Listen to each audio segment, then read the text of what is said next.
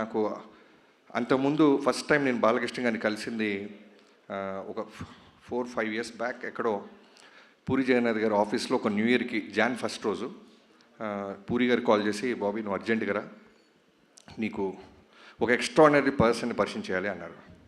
పేరు చెప్పలా. నేను చాలా ఉత్సాహంగా కార్ వేసుకొని వెళ్ళిపోయాను. న్యూ ఇయర్ రోజు పైకి వెళ్ళేసరికి సడన్గా ఒక వ్యక్తి చాలా సింపుల్గా కూర్చొని చాలా నార్మల్గా క్యాజువల్గా మాట్లాడుతూ అందరినీ నవ్విస్తున్నారు. అక్కడ చూస్తే బాలయ్యబాబు గారు.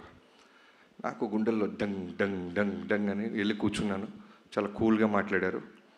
ఆయన సెన్స్ ఆఫ్ హ్యూమర్ ఆ రోజు ఫస్ట్ టైం నేను చూసా.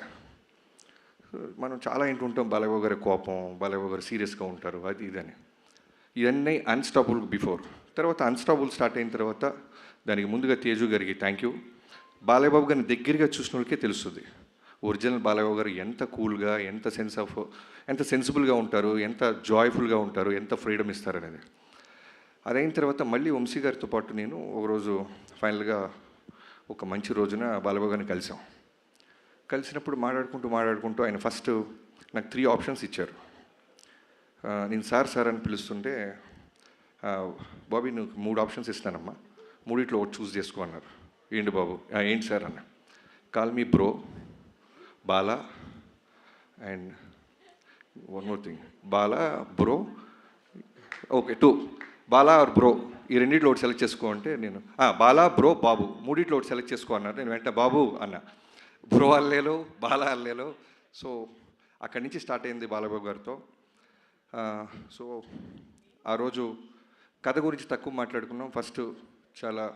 ఫస్ట్ ఏం చేశారంటే ఆయన నన్ను చాలా కూల్గా, నేను ఇలా ఉండబోతున్నాను త్రూఅవుట్ సినిమాకి అనేది అర్థమయ్యేలాగా నా ముందు ఆయన ఉన్నారు.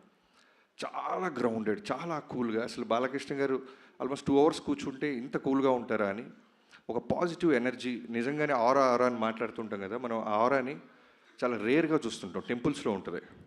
నేను ఆ రోజు విట్నెస్ చేశాను ఒక ఆరాని. ఆయన మాట్లాడుతుంటే, ఆయన ముందు కూర్చున్నప్పుడు తెలియకుండానే ఒక వైబు. మనలో ఏదైనా చిన్న భయాలు ఉంటాయి, అన్నీ పోతున్నాయి. అక్కడి నుంచి మొదలెట్టి కథ కంటే ముందు బాబీ మనం ఏం చేద్దాం అని మాట్లాడుతూ ఆయన ఇస్తున్న ఫ్రీడమ్తో ఆదిత్య 369లో ఉన్న ఒక విజువల్ చూపించారు ఆయన. సో మేము ఆల్రెడీ ఒక ఐడియా అనుకుంటున్నాం, ట్రావెల్ అవుతున్నాం. ఈ క్యారెక్టరు ఆయన ఇప్పుడు మాట్లాడేది ఏంటంటే, నా కోసం, నాన్నగారి తర్వాత నా కోసం వస్తున్న అభిమానుల కోసం నేను ఏదైనా కష్టపడతాను బాబీ. సో వాళ్ళు ఏం కోరుకుంటారు, సో వాళ్ళకి ఏదైనా ఇవ్వాలి అంటూ ఆ క్యారెక్టర్ గురించి చెప్పారు ఆయన. సో వెంటనే నేను నా టీంతో కూర్చొని వెళ్తున్న కథలో నుంచి మెల్లగా ఆ క్యారెక్టర్ని, ఆ లుక్లో ఉన్న క్యారెక్టర్ని ఇప్పుడున్న ప్రజెంట్ జనరేషన్కి దానికంటే నెక్స్ట్ బెస్ట్ ఇవ్వాలని కూర్చొని వర్క్ స్టార్ట్ చేసాం. నాకు తెలిసి కథ